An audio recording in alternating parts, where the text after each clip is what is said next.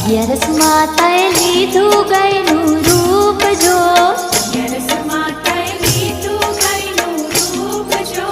કસોટી કરવાની પૃથ્વી લોકની, કસોટી કરવાની પૃથ્વી લોકની, પહેલી પરીક્ષા પંડિતજીની લીધી જો, તેની પરીક્ષા પંડિતજીની લીધી જો, જઈને ઊભા રે પંડિતને આંગણે, જઈને ઊભા રે પંડિતને આંગણે, સાંભળો ને પંડિત ગાય ઊભી દ્વાર જો,